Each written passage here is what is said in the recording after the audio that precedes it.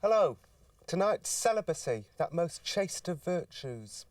Who has not at one time or another dreamt of attaining the spiritual purity that only celibacy can bring? All my guests tonight are willing celibates. Some have shunned carnality through experience. Others are virgins. Tonight, we celebrate celibacy.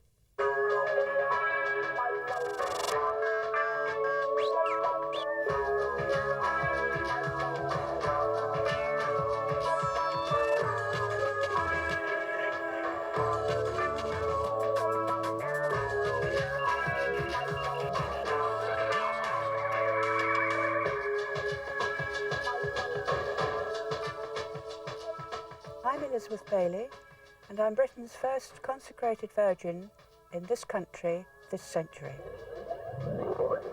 My name is Brother Ben Keeley. I'm a Franciscan friar and a Catholic priest. Part of my job description is a vow of chastity, which can be hard, but also fulfilling. I'm Angela Ellis. I strongly believe that sex should be kept for marriage. In many ways, I'm a reluctant celibate because I would love to be married. I'm Janet Kleinman. I've been idyllically happy as someone who has been celibate for the last 13 years. I'm Martin Poulter. I write advice for fellow celibates in the celibate areas of the internet. I'm Maxine Barry. I write romantic novels, but I think that celibacy is a perfectly valid choice of lifestyle. So I was going to start with you. I was wondering if maybe all your experiences were the same about the moment you decided that sex wasn't for you. When was the moment that you decided that sex wasn't for you? It was quite gradual in many ways because I found that a lot of my relationships were going wrong. The relationships would turn sour. I would have too many hang-ups about wanting the person to phone me. I found there was too much bondage within the relationship scene, and as soon as I actually came out of having relationships, then it freed my mind from all those problems, and that is fantastic. So many people have got problems, and a lot of them are to do with relationships, but when you're celibate, you're free of that. So I don't know what the split is. I think maybe it's about half and half, isn't it? Half of you here have never had sex, and the other half have shunned it through experience. What is the actual show of hands to see? Never. I've never had sex. Never people. So it's only the 4 who hasn't, and the 2 on the sofa have had sex. So was your experience similar to? Well, I never Jon? decided it wasn't for me.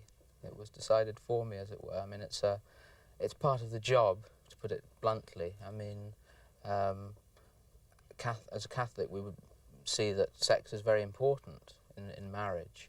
But Catholic priests and monks and nuns and friars are celibate, take a vow of chastity. And so, in a sense, it's part of the job description. It wasn't something I particularly chose. I didn't decide that I wanted to be celibate. That was never my desire. It was part of wanting to be a priest and to be a friar. But knowing that it was quite a big part of the package, you must have been aware that this is what you were going into. Oh, It was still a decision that you made. It's a decision that you accept. But I think we would be rather concerned if anyone came to join us who said, I want to join you because I want to be celibate.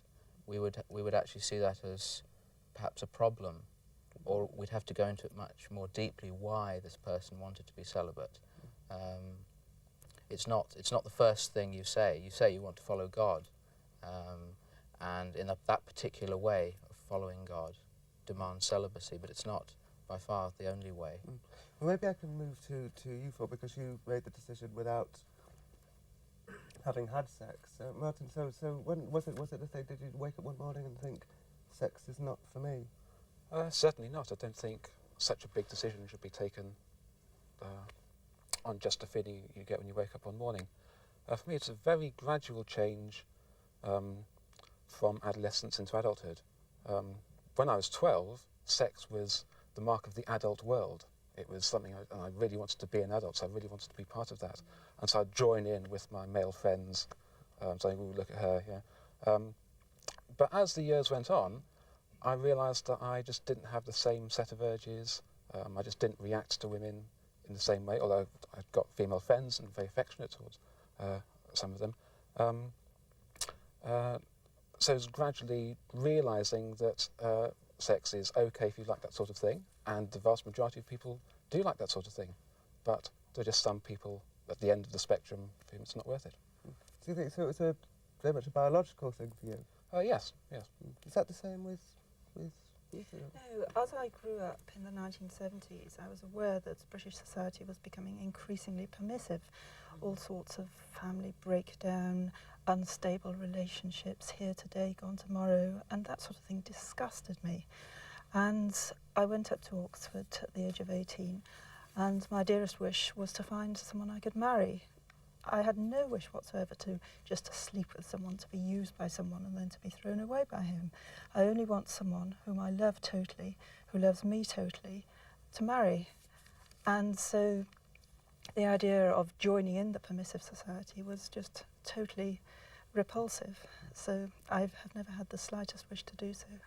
I'm surprised you've all got such different motives for your actions. What about you, Elizabeth? Well, I think it was part of my background, really, because I was brought up from a very strict Catholic family, and when I was growing up, the most Catholic families, I think, hoped that one of their children would either become a priest or a nun.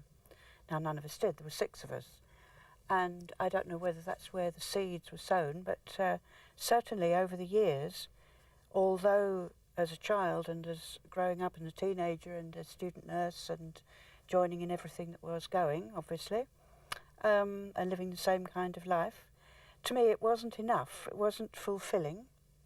And I spent, I suppose, many years looking for something really worthwhile to do.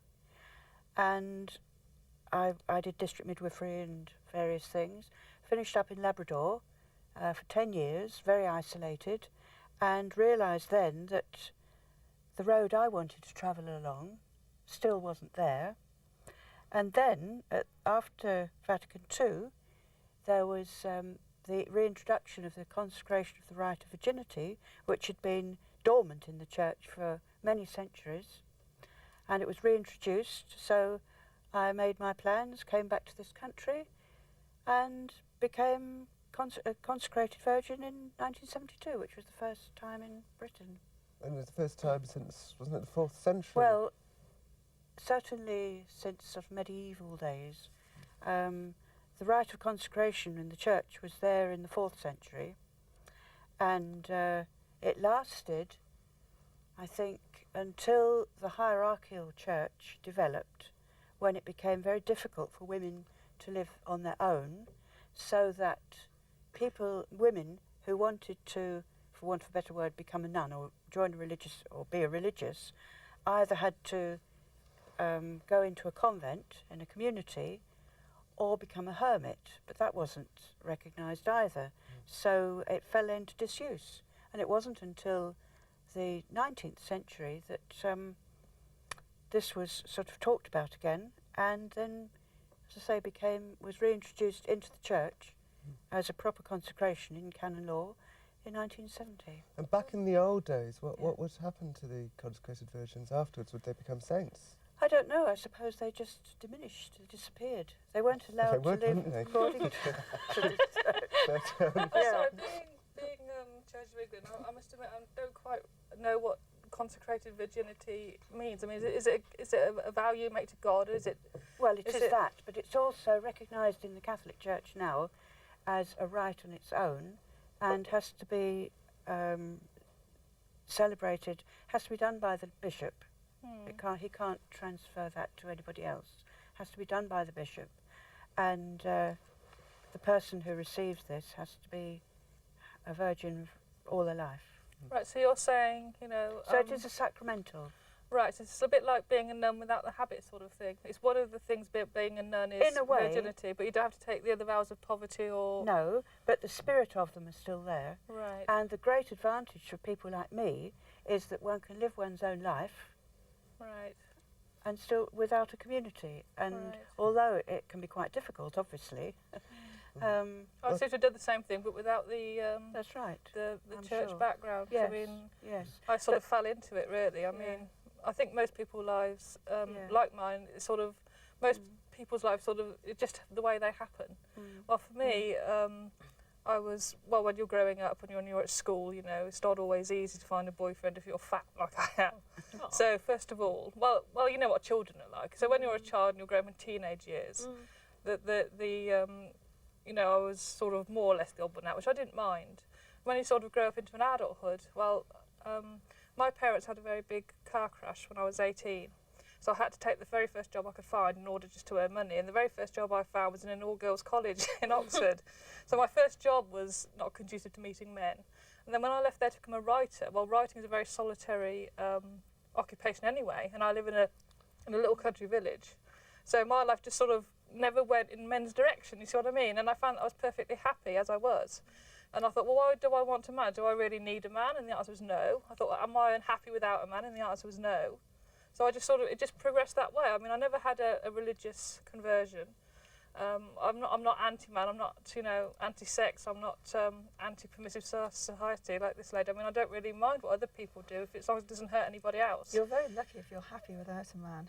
Yeah, But well, I I am. think society is dreadful. I am sick to death of society impressing on the youngsters that everybody is doing it. There's an awful lot of people out there who aren't doing it, and it's just so sickening that they're trying to impress on the youngsters to be promiscuous, and it's giving them the wrong ideals, it's giving them the wrong impression, and they're going to lose their freedom.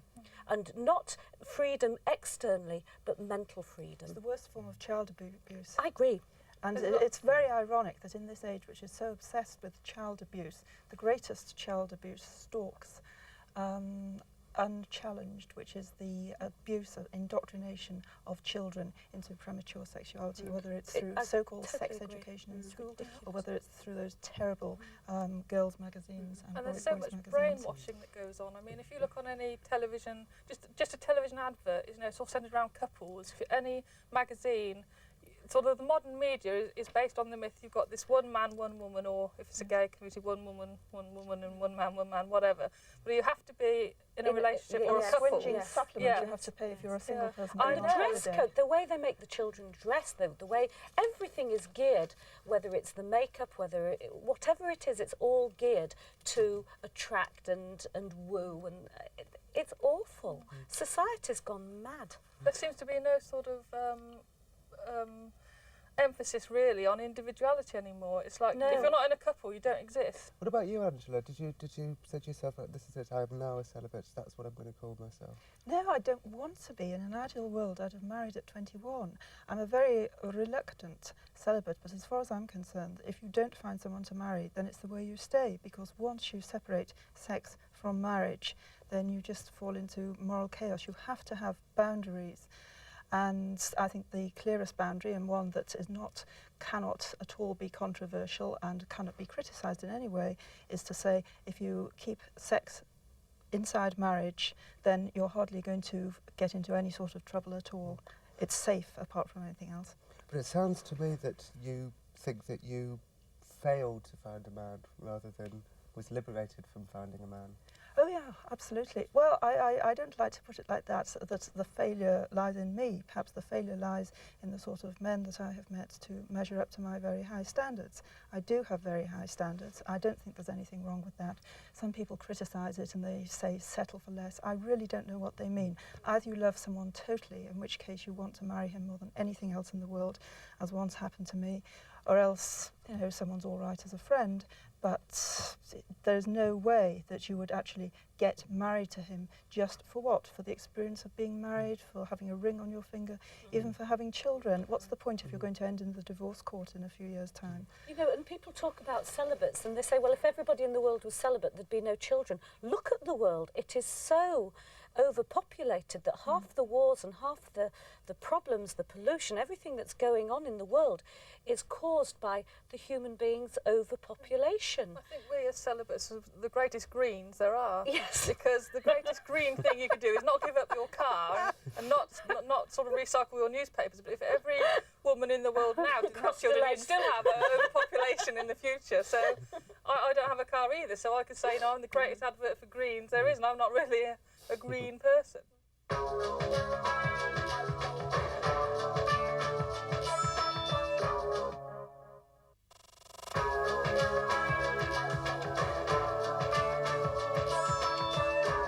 But I must ask you this because you and Angela were talking earlier about the permissive society, and the last thing in the world I want to do is orchestrate any dissent amongst the ranks. But it must be pointed out that you do write sexy novels, don't you, for a living? I wrote modern romance. There is a genre called Erotica, which is sort of fairly thin books that's sort of sex on page one, and you turn it over to sex on page two, and you go to the end and you think, oh yeah, right.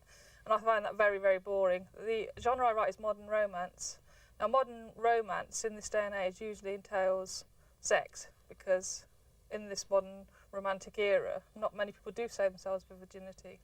But I don't write about things that I find ugly. I don't write about violence. I don't write about drugs. All of my characters are in love when they make love, and they usually get married, because that's the genre I write in. I wouldn't want to write a book, say, like Jackie Collins, where you're in the back of a limo snorting up on coke and having sex just for the sake of it. I don't like that sort of thing anyway. I write romantic novels. Now, because I write romantic novels doesn't mean to say that I want that romantic lifestyle. But the world has turned, the world is now so perverted, and I think it's as though everybody thinks they're the right way up. They think that the whole of society is the right way up. I think it's totally the wrong way round. And I think once you've actually gone into celibacy, you suddenly begin to see that the world is totally topsy-turvy. Yeah. The sad thing is you just can't get a novel published these days if you don't have lashings of sex in it. No, I isn't don't that think the you case? can. And do you write sex scenes in your books? Very few, yeah. I've about, say, a 400-page book, perhaps 16 will be devoted to when the couple get together. My emphasis is on romance, and in modern romance there is sex, and that's the sort of goal of the romance.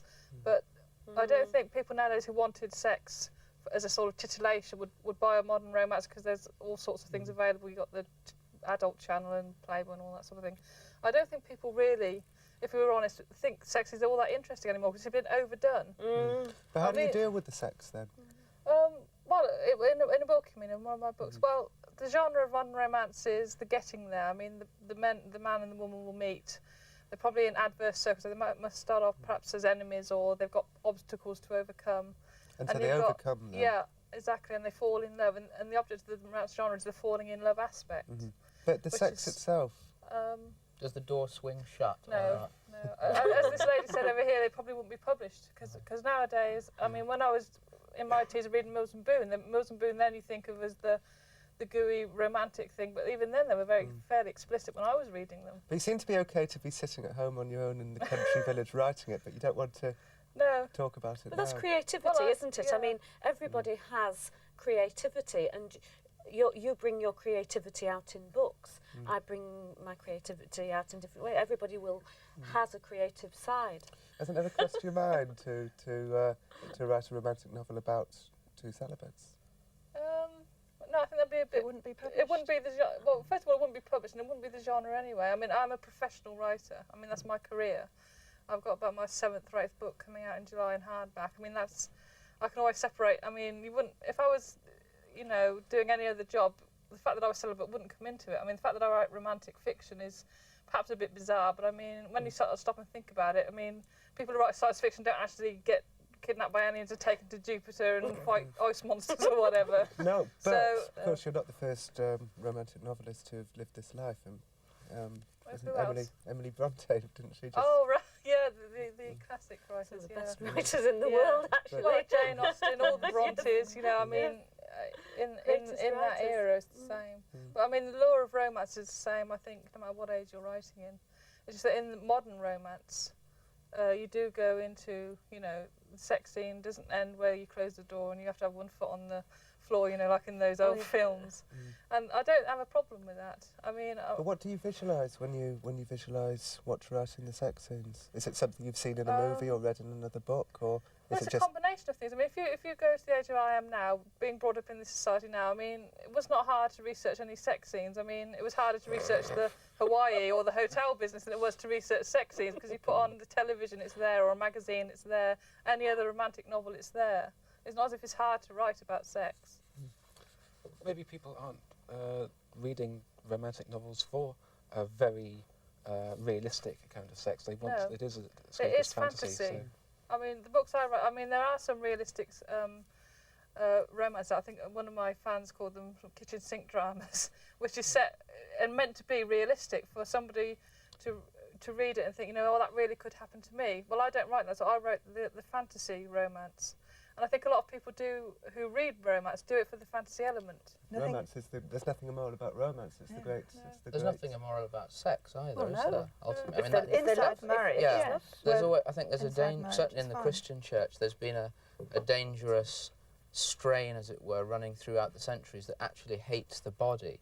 And, you know, we would say that the body is good, and God said the body was good when he created humanity, but it has its proper place, and sexuality has its proper place. But I think there's always a danger as well running along of actually despising the body and despising the physical acts of the body. I totally disagree, because even if you look at the Bible says lust is the greatest enemy.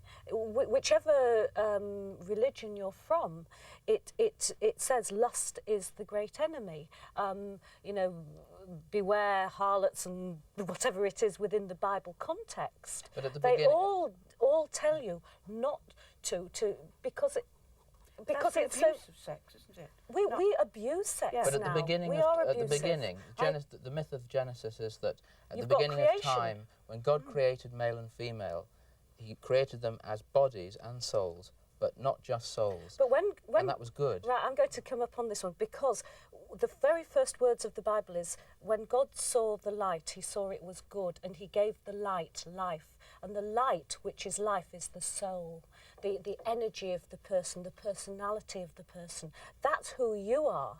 And once you actually bring yourself into body consciousness, I mean really getting yourself into a physical consciousness, you are taking yourself away from your higher instinct. I think I'd have to, this is where we'd probably part company Well, on that's okay. religious grounds, That's because fair enough. Christianity is an incarnate religion. In other words, carne is flesh. Yes. Christ became flesh. He didn't become a soul.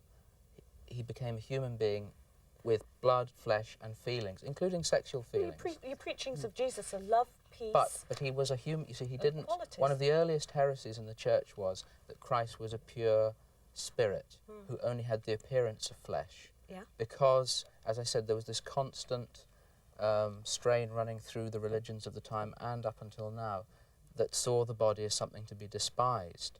And Christianity has always, at its core, firmly taught that the body is good, flesh is good, it's how it's used. Of course, the permissive society in the 60s was a very idealistic. For them, it was an idealism too, wasn't it?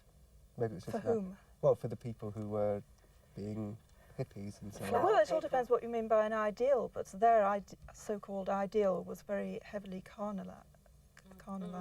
The hippies, it was all In about fact, smoking. that was really from the late 50s. That's been the sort of period where everything's really gone downhill. You Yes. had the hippie people trying to sort of make love, not war, and sort of really all they were trying to do was to show that you can show your body and it's all right. Well, yes, I don't feel terrible if a doctor has to come and examine my breasts or something like that. I don't feel bad about that. I'm a body.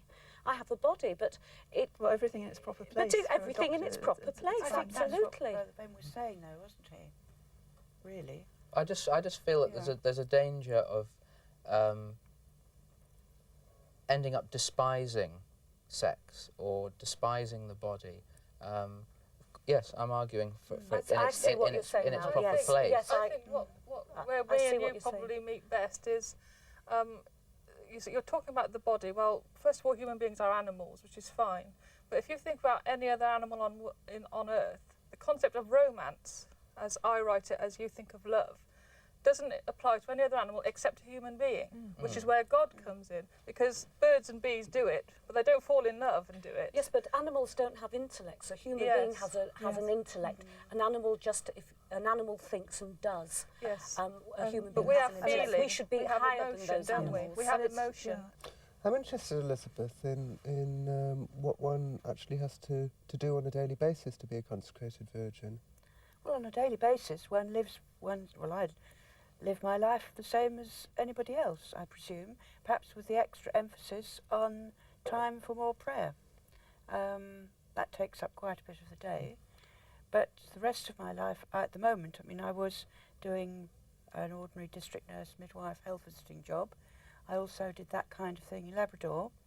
But then I gave all that up and came back to work for the church full time.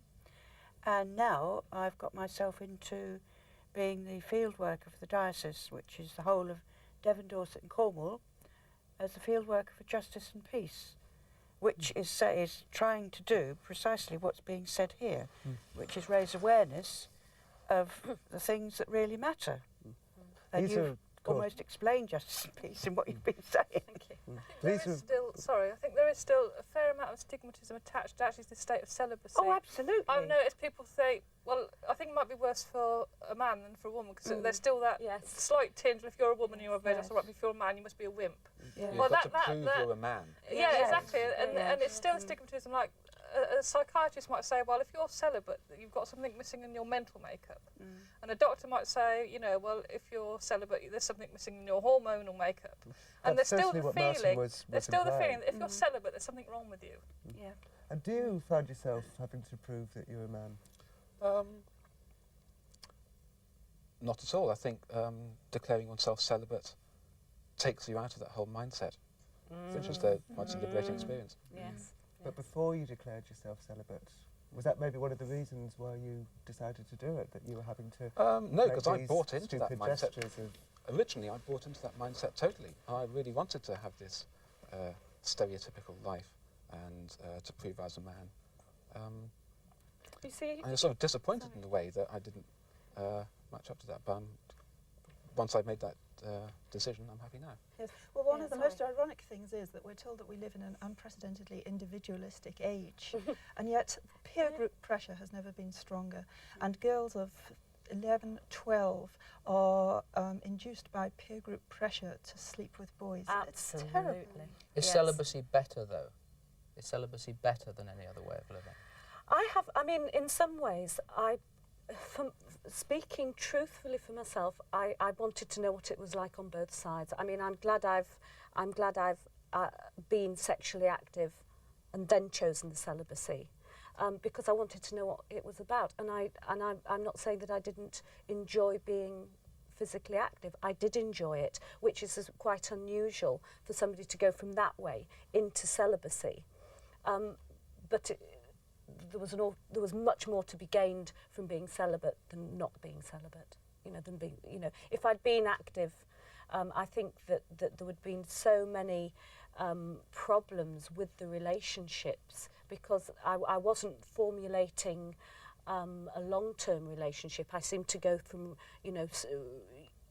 short-term relationships. They didn't sort of span years. They sort of more months than years. It makes me wonder nowadays if it's possible to keep going a long-term relationship. I mean, my mum and dad is about to celebrate their 50th wedding anniversary, but nowadays people who get married, I mean, when you've been brought up with this background, it's all right for men to have affairs and women should look the other way, and it's all right now for women when women are saying, well, if they can do it, I can do it, just because they physically can now have the pill for them to do it. Is it possible, to have that sort of long-term relationship with the outside pressures? But if you have all the right values, then you won't get sucked into that. Yes, but most people don't. That's the sad thing. That's the sad problem. thing, and that's why I'm still single, because just about all the men I meet think that having affairs is no big deal. So I'm not going to marry a man who's going to treat me like that. I think you're both being a bit mean on the permissive society here, because I don't think we're all brought up to the women brought up to believe that they should look away and so on. No, I'm not saying that. What I'm saying is that if you want to call it the permissive society, well, if you take,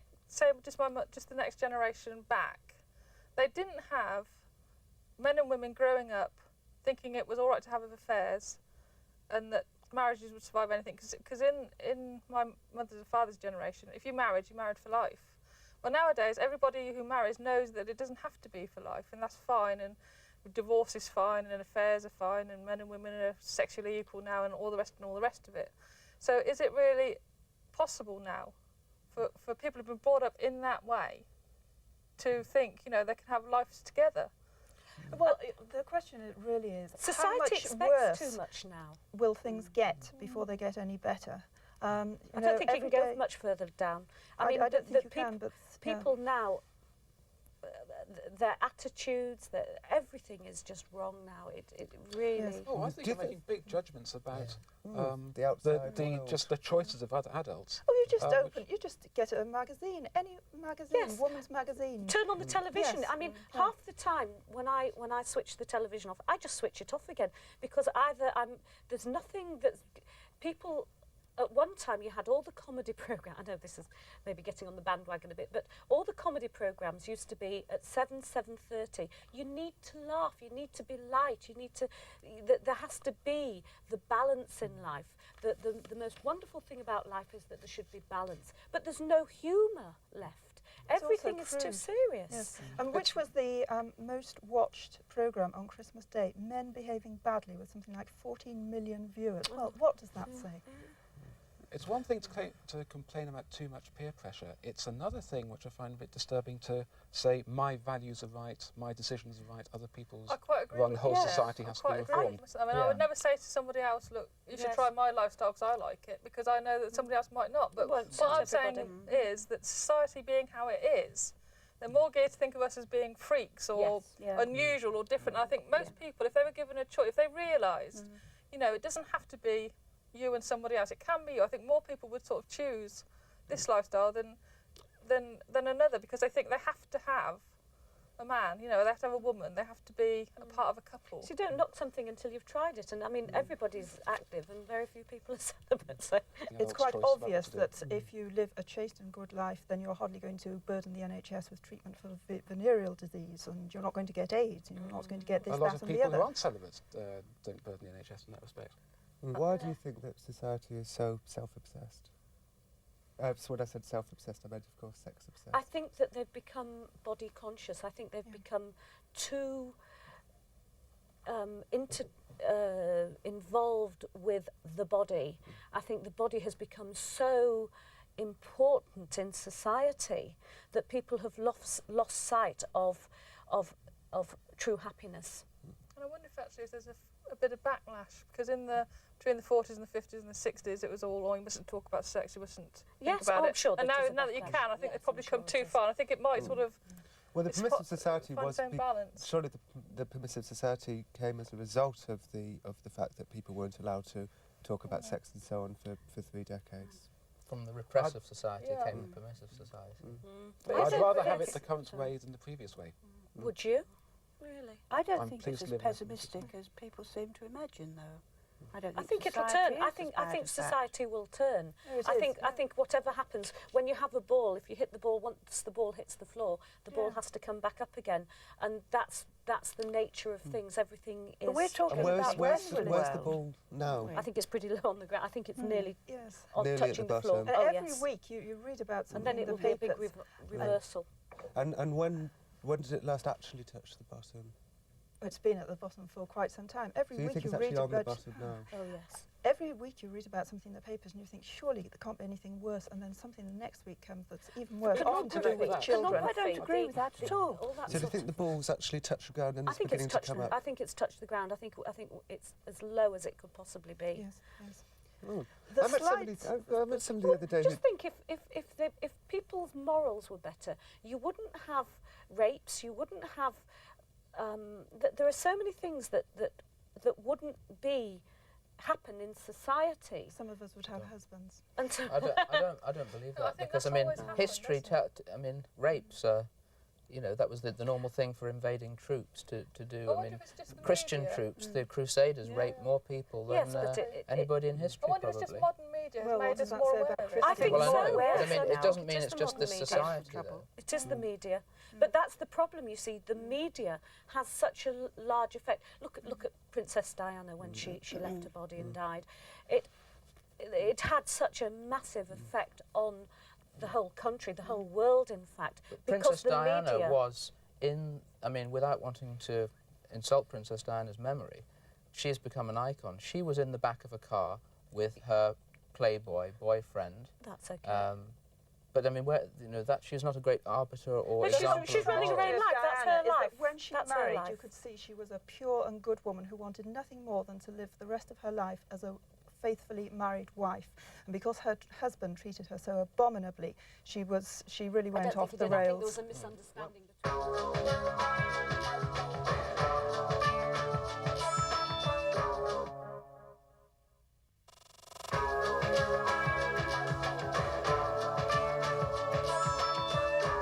Well, I'd like to know how, when you tell people you're celibate, how do you say it? Do you say it with a loud voice, or do you say it with a slight bend of the neck? I say it in a loud voice.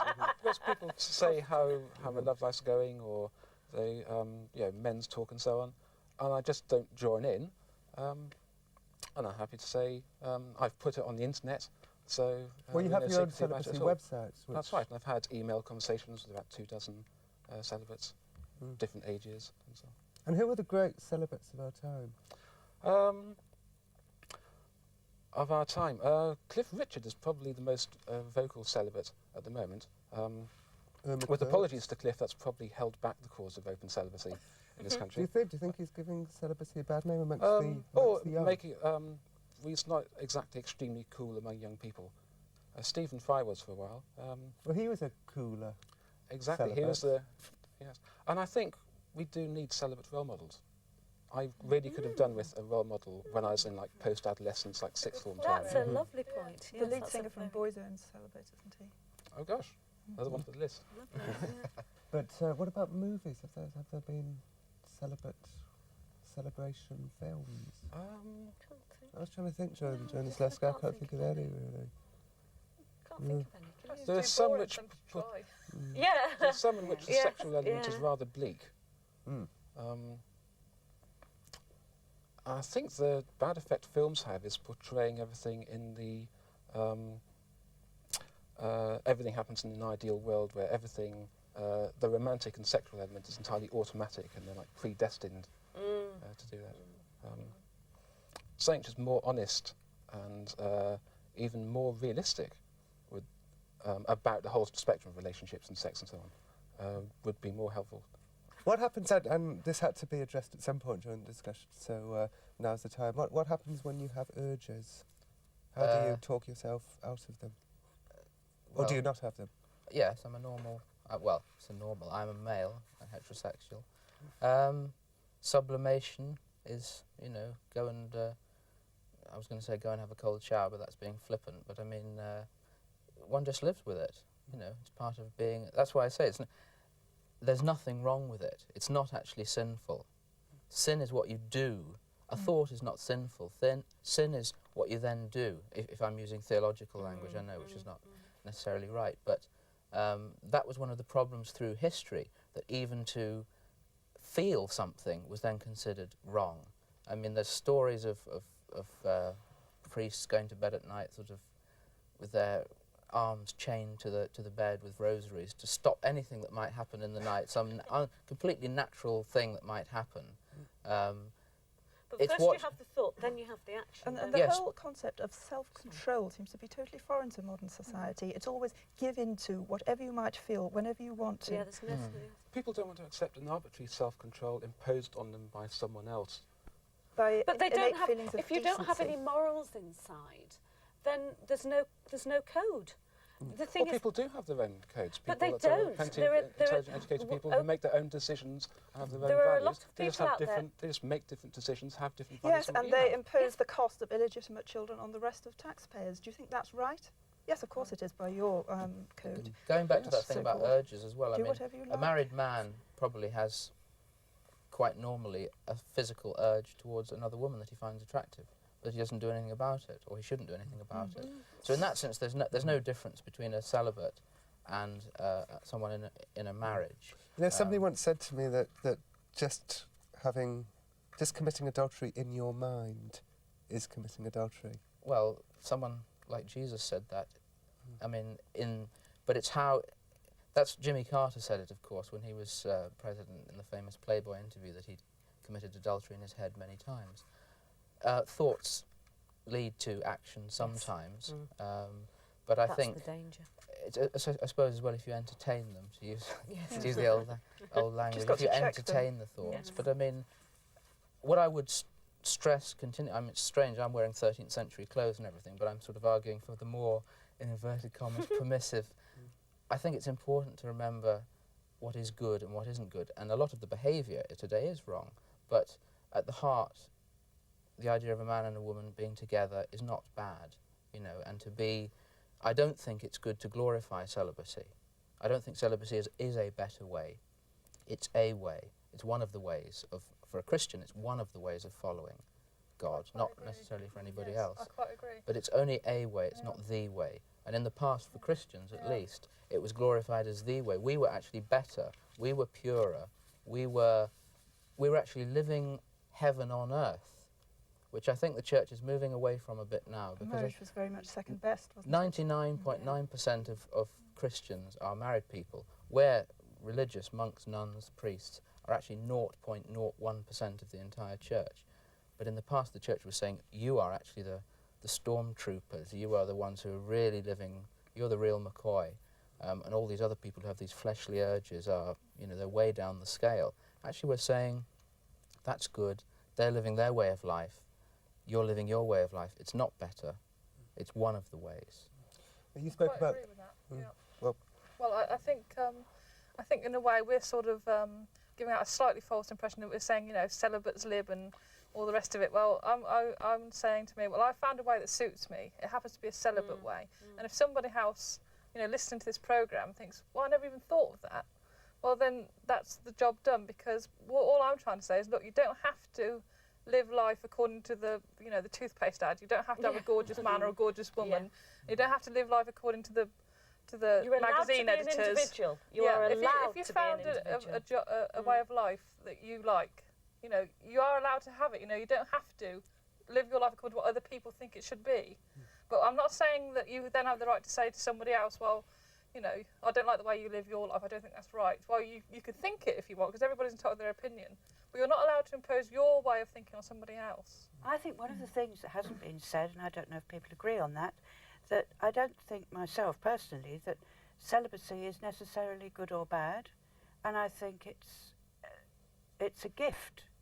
And for want of a better word, if one believes in a God, then I believe it's a gift of God. And not everybody has it, obviously not everybody needs it. If one doesn't believe in a God, then one believes in something else. But I think that it is a gift, and therefore it's not something that's either moral or immoral or right or wrong. It's a gift to be and it's used. not something to be ashamed of either. Not at all. That's the thing that the way I look at it is that for me, it's a gift of God, and in order to pursue it, other things have to be left out. For instance, if one was a mountain climber or a marathon runner, one puts everything else in second place and goes for the one goal. Now for me, this is a gift of virginity for me, which I will hopefully put everything else in second place. But I don't think... And the other thing is, we all live in the world, we're living a relatively normal life. It's just that we're not physically active. And that's the only difference between us and everybody else out there. You said something interesting, Elizabeth. You said that some people don't need celibacy. Now, Angela, you're not somebody who needs celibacy, as you've said, yet you're its most vociferous. I think out of the, you know, you're certainly up there with the most vociferous of the exponents of it. Which seems like a bit of a paradox. But you see, my argument is a moral argument. It's not a personal argument that this is a way of life that suits me. It doesn't. I would love to be married. In an ideal world, I'd have been married at 21. But I just look at the way in which these chaotic ways of living that came in the 60s have been so damaging for all sorts of people, but in particular the young. And I want to say I don't want any part of that. I don't want anyone to ever be able to fling any sort of mud at me and to say, oh, well, you may not like the fact of child abuse or whatever, but, you know, you've taken full advantage of having slept with a succession of boyfriends. No one can say that to me. I'm totally unreconstructed in the image of my parents and their generation. So, you know, I can criticise the permissive society. I'm well known as a critic. I've written lots of papers about single mothers and all that sort of thing. And I can do so from a position of total purity, and no one can say that I've compromised myself. But if you did find a man who lived up to your high standards, you would marry him and you would have sex? I'd love to, more than anything else in the world. Just so I understand the context, what exactly are, have you ever listed the standards in your mind? Oh, yes. Or indeed on paper? What are the Yes. standards?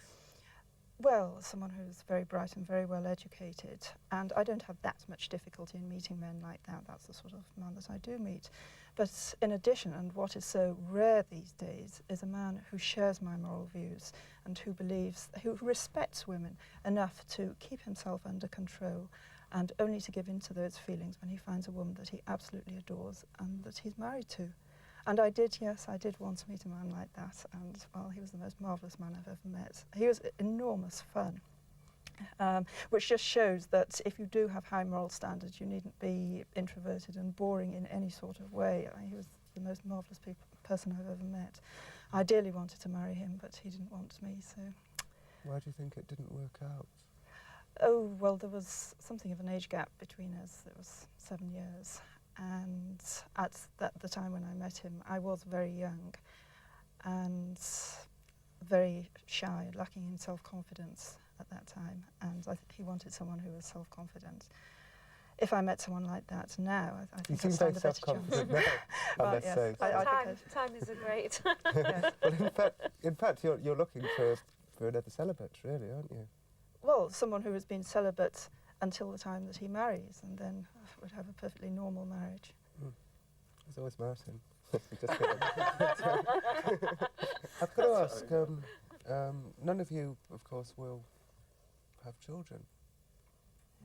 Never wanted them. No problem. Me No either. problem. There was a time when I really, really wanted children when I was in my 20s, but as I've got older and as I've seen the way society is going, I really don't want any, because what will they be bombarded with? You just can't get away from it. Yeah, I certainly Is wanted that a children. difference without... Did you want children? Yes. You're not did a you? religious person living without faith. I mean, in theory, if you live with faith, there has to be an optimism about the future. Yeah. Sure there's And something so there. living without faith would perhaps lead you towards a more pessimistic outlook on life. And to have children, presumably, one has to have faith in the future. Oh yes, yes, that, I can see that. Yeah. that life will not become so horrendous that their lives will be so miserable. I mean, I think it is very hard not to I think it's very have hard being a children. child. I think it's hard. I think it's hard for the children, and I think it's hard for the adults. In some ways, you know, I could look at myself and say I'm being very, very selfish because I don't have children, and I'm very glad I don't, because I work a lot with children, and and it's hard for the poor parents. The poor parents are constantly having to fulfil the needs of the children, and the children are demanding more and more and more. It's so hard having them. I mean, There's nothing So the- selfish about recognising that that is not for you, and if you But the don't two want- people here who obviously regret not having children the most are the two most religious people here. Well, I don't know. They might regret having children. I don't regret not having children. There was a time when I would have loved to have had children. As a I mean, midwife. yes, yes. Absolutely. What I a delivered huge, over 1,000 babies and Oh. identified with all of them. And often wished it was me, but there we What are. a sacrifice. You must, Indeed, yes, but I think everybody who makes choices in life makes sacrifices We too. make sacrifices. they're one not way or normally another. sacrifices quite that big. Well, it depends where you look at it, doesn't it? I think it is. It's a sacrifice until you get chatting to a mother with 4 children, and then you think, or you know, when I'm saying mass in church on a Sunday, we've got hundreds of screaming kids. Then celibacy suddenly becomes incredibly attractive. But no, I think. I mean, but that's part of our religion. Sacrifice is part of our religion. But it is. I don't think there's any point in beating about the bush that it is hard. You know.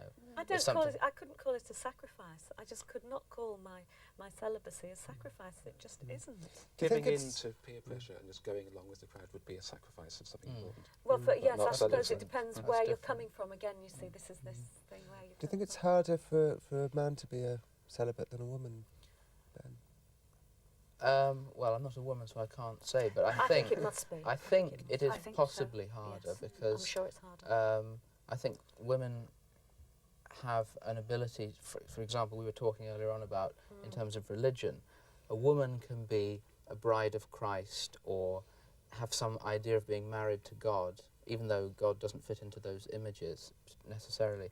I think it is a little bit harder for a man because you can't identify with, unless you worship a goddess or something, which we don't.